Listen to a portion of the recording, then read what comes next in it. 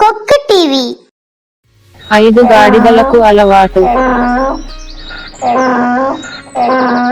ఒక ఊరిలో రాము అనే వ్యక్తి కుమ్మరి చేసేవాడు.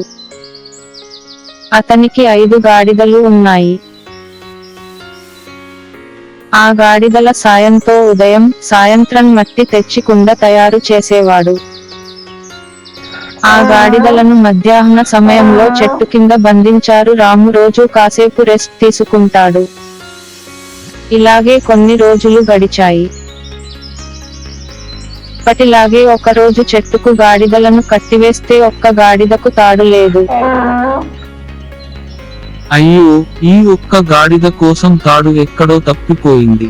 సరే, ఈ గాడిదను మన దగ్గరే ఉంచుకుందాం. గాడిద కూడా శబ్దం చేస్తూ రామునికి నిద్ర సరిగా పట్టలేదు. అప్పుడు ఆ ఊరిలో ఎవరో అది చూసి దగ్గరికి వెళ్లారు. నేను విరామం తీసుకోవడానికి మీకు ఒక ఆలోచన ఇస్తాను. మీరు సాధారణంగా గాడిదను కట్టే చోట ఈ గాడిదను నొక్కడం ద్వారా కట్టినట్లు నటించండి. సరే. ఆ రాముడు కూడా నమ్మకం లేకుండా అలాగే చేశాడు. తర్వాత విశ్రాంతికి వెళ్ళాడు. కొంతసేపటికి రాము లేచాడు. అతను అదే స్థలంలో నిలబడి ఉన్న గాడిదను చూశాడు. తర్వాత గాడిదలను విప్పాడు. కొంచెం దూరం వెళ్లి వెనక్కి తిరిగి చూశాక ఆ ఒక్క గాడిద మాత్రమే అక్కడి నుండి కదలలేదు. గాడిదను తట్టి కదిలేలా చేశాడు. ఇప్పుడు ఐడియా ఇచ్చిన వ్యక్తి అక్కడికి తిరిగి వచ్చాడు. ఇప్పుడు ఆ గాడిదను విప్పినట్లు నటించాలి. మీరు రోజు ఆ గాడిదలకు అలా చేసేవారు కాబట్టి ఆ గాడిదలు అలా అలవాటు పడ్డాయి. రాము కూడా విప్పినట్లు నటించాడు మరియు ఆ తర్వాత గాడిద అతనితో నడవడం ప్రారంభించింది. ఈ కథ నుండి మనం నేర్చుకునేది ఏమిటంటే, మనం ప్రతిరోజు పాటించే మంచి అలవాట్లు మన పాత్రలో భాగమవుతాయి.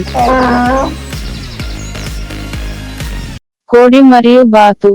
ఒక ఊరిలో కొన్ని కోళ్లు ఉండేవి.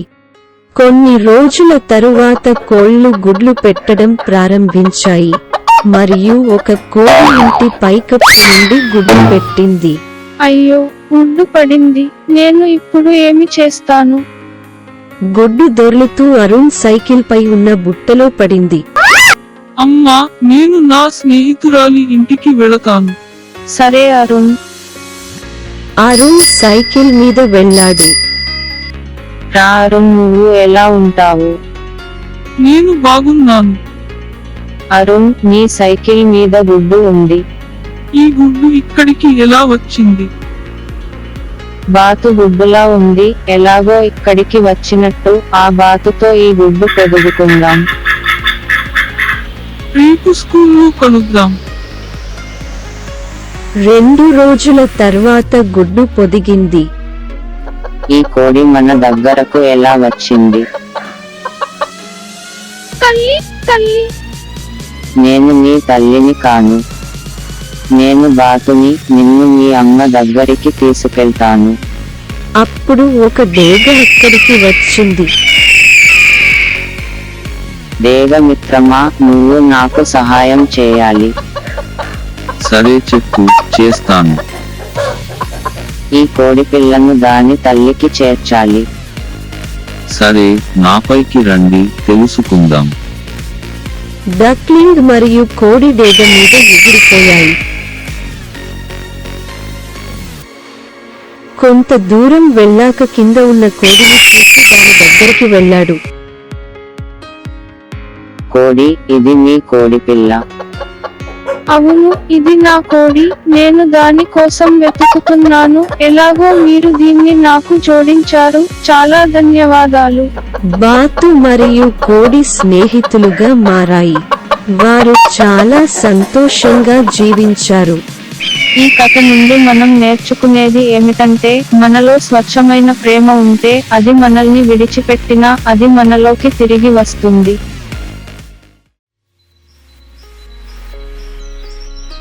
3 పక్షులు. దట్టమైన అడవిలో ఒక అందమైన చెట్టు ఉండేది. ఆ చెట్టులో 3 పక్షులు నివసించేవి. అక్కడ ఒక ముసలి పిచ్చుక మరియు 2 పిచ్చుకలు ఉన్నాయి.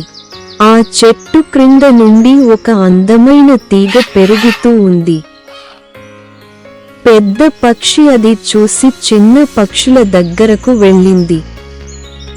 మన చెట్టు మీద ఒక తీగ పెరుగుతుంది, అది పెరిగి పెద్దదైతే మనకు గొప్ప ప్రమాదం వస్తుంది. రండి, మేము ముగ్గురం వెళ్ళి ఆ తీగను కోస్తాము. చేయవద్దు. ఆ తీగ ఈ చెట్టుకు చాలా అందంగా ఉంది. ప్రమాదం ఏమీ రాదు.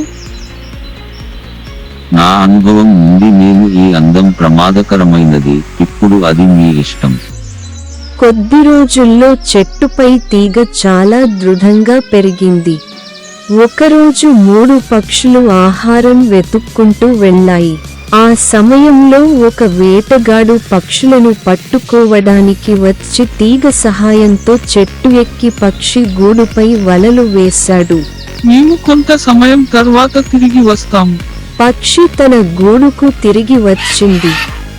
ఇవేమీ పట్టించుకోకుండా నెట్లో కూర్చున్నారు. అయ్యో, మేము బాగా ఇరుక్కుపోయాము.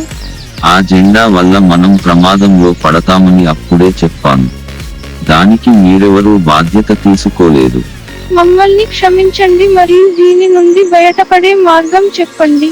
సరే, పర్వాలేదు, ఇప్పుడు సమయం దొరికిన తర్వాత దాని గురించి ఆలోచిస్తాం. పెద్ద పక్షి తప్పించుకోవాలని అనుకుంటుంది. ఒక ఆలోచన ఉంది. మేము ముగ్గురం మంత్రముగ్ధులయ్యేలా నటిస్తాము. వేడన్ మమ్మల్ని నేల మీద పెడతాము, అప్పుడు మేము ముగ్గురం ఎగిరిపోతాము. సరే, అలా చేద్దాం. కాసేపటికి వేదన వచ్చాడు. చెట్టు మీద నుండి పక్షులను ఒక్కొక్కటిగా పడేశాడు. అప్పుడు 3 పక్షులు అక్కడి నుండి ఎగిరిపోయాయి.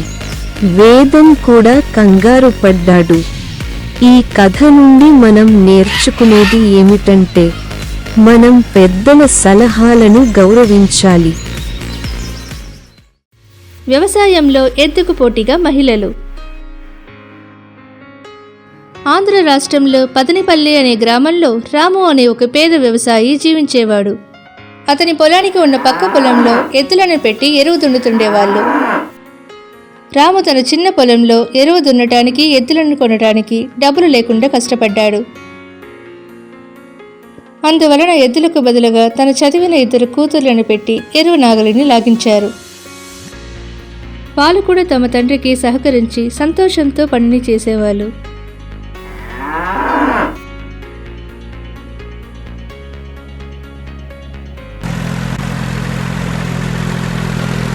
ఈ విషయాన్ని తన స్నేహితుల ద్వారా తెలుసుకున్న ఒక హిందీ నటుడు వాళ్ళకి ఒక ట్రాక్టర్ కొని బహుమతిగా ఇచ్చాడు. దాన్ని చాలా సంతోషంగా తీసుకున్నారు ఆ వ్యవసాయి. ట్రాక్టర్ని ఉపయోగించి వ్యవసాయం చేయడం మొదలుపెట్టారు. దాని ద్వారా పొందిన ఎక్కువ దిగుబడితో బాగా ఆదాయం పొందారు.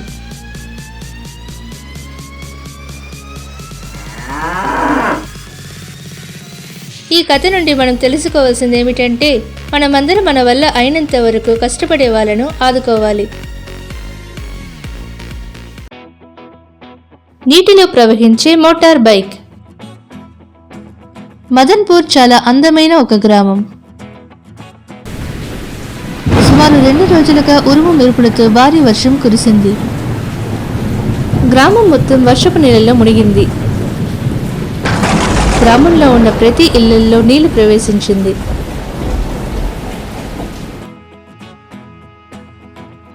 ఇంట్లో ఉన్న వాళ్ళు బయటకు వెళ్ళలేక చాలా ఇబ్బంది పడ్డారు. ఆహారం, నీళ్లు లేకుండా చాలా కష్టపడ్డారు.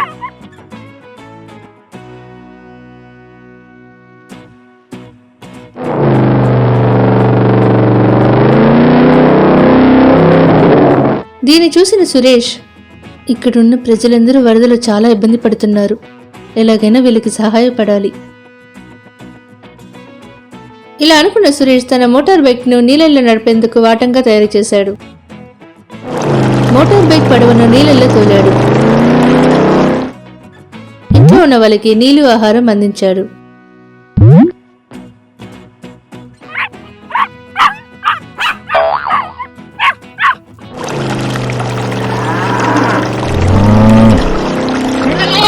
వలలో చిక్కుకున్న ఆవు, మేక మరియు కోళ్లను పడవలోకి ఎక్కించాడు.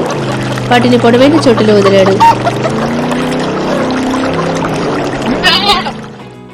తమ్ముడు, వాన వరదలో చిక్కి కష్టపడ్డ వాళ్ళను కాపాడి వాళ్ళకి కావాల్సిన సహాయం చేశావు. చాలా కృతజ్ఞతలు. నువ్వు ఎవరు? అయ్యా, నన్ను గుర్తుపట్టలేదా? దొంగగా ఉన్న నన్ను మన్నించి నేను చదివిన కంప్యూటర్ విజ్ఞానాన్ని మంచి విషయాలకు ఉపయోగించమని నాకు ఉపదేశించారు కదా. అవును, నువ్వు చాలా మారిపోయావు.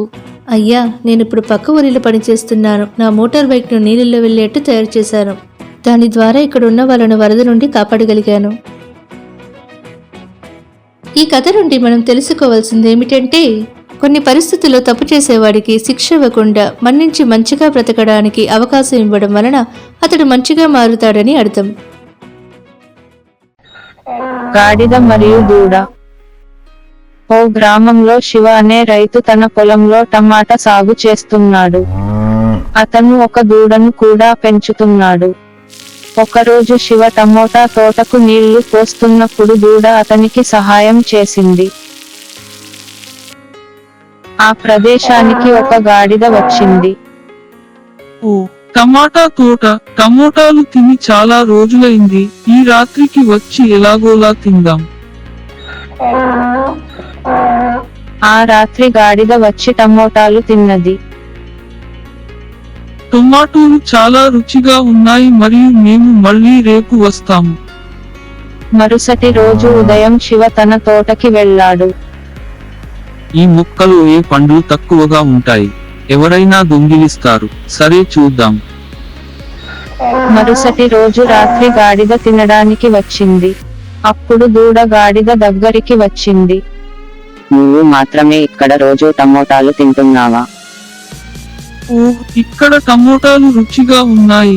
నాకు ఆకలిగా ఉంది, అందుకే నేను ఇక్కడకు వచ్చాను. సరే, తినండి. గాడిద, దూడ స్నేహితులుగా మారాయి. ఇలాగే కొన్ని రోజులు గడిచాయి. గాడిద అరిచింది. శబ్దం చేయకు, నా యజమాని వస్తాడు. లేదు దూడ, నేను బాగా పాడతాను, మీరు వినండి. సరే, నేను ఇక్కడి నుండి వెళ్ళిపోతున్నాను, అప్పుడు మీరు పాడండి. దూడ కొంచెం దూరం వెళ్ళింది. గాడిద కేకలు వేయడంతో శివుడు అక్కడికి వచ్చి గాడిదను తరిమి కొట్టాడు. ఈ గాడిద రోజూ వచ్చి మా తోటలోని టమోటాలు తింటుంది. ఇకపై ఇక్కడకు రావద్దు.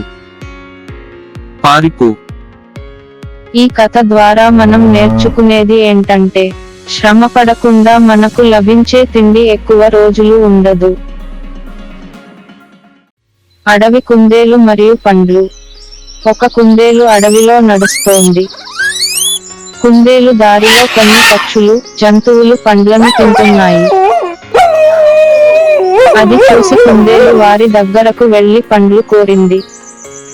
ఏ పక్షి లేదా జంతువు ఫలించలేదు మరియు కుందేలు చెట్టు ఎక్కి పండ్లను తెంచుకుని తినమని చెప్పబడింది. కుందేలు చెట్టు ఎక్కేందుకు ప్రయత్నించి విఫలమై పాపం కొంత దూరం వెళ్లి కూర్చుంది. అప్పుడు ఒక గురూజీ వచ్చి కుందేలు దగ్గరికి వెళ్ళాడు. ఏ కుందేలు, ఎందుకు విచారంగా ఉన్నావు? నేను ఆ పండ్లను ఎంచుకొని తినలేకపోయాను. అయ్యో, నేను నీకు ఒక మంత్రం చెబుతాను. చెట్టు ముందు నిలబడి దానిని పఠిస్తే పండ్లు రాలిపోతాయి. ఓం క్రీం పండు పడిపో, ఇలా చెప్పు. ధన్యవాదాలు గురూజీ. కుందేలు చెట్టు ముందుకి వెళ్లి మంత్రం పఠించింది. ఓం క్రీం పండు పడిపో. పండ్లు పడ్డాయి. మళ్ళీ ఒక చెట్టు ముందు నిలబడి అన్నాడు. ఓం క్రీం పండు పడిపో.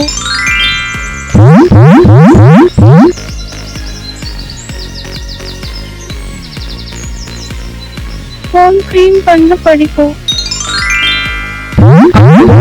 పండుతో పాటు కింద పడింది. ఎవరు నన్ను క్రిందికి నెట్టారు? కుందేలు, నేను నీకు ఏమి చేస్తున్నాను చూడు. పులి అన్న, పండ్లు రాలడానికి గురూజీ చెప్పిన మంత్రం జపించాను, నువ్వు కూడా పడిపోయావు. ఏ మంత్రం? నాకు కూడా చెప్పావా? ఓం క్రీం పండు పడిపో, ఇదే మంత్రం.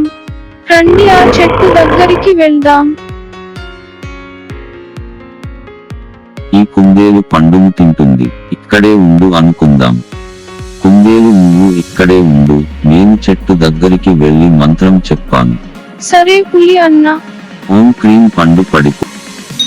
అప్పుడు చెట్టు నుండి పండు, అందులో నివసించే తేనెటీగలు పడిపోయాయి. తేనెటీగలు వెళ్లి పులిని కుట్టాయి. అయ్యో తేనెటీగలు, మనం పారిపోదాం. ఈ కథ నుండి మనం నేర్చుకునేది ఏమిటంటే ఇతరుల ప్రయోజనాలను మనం దోచుకోకూడదు.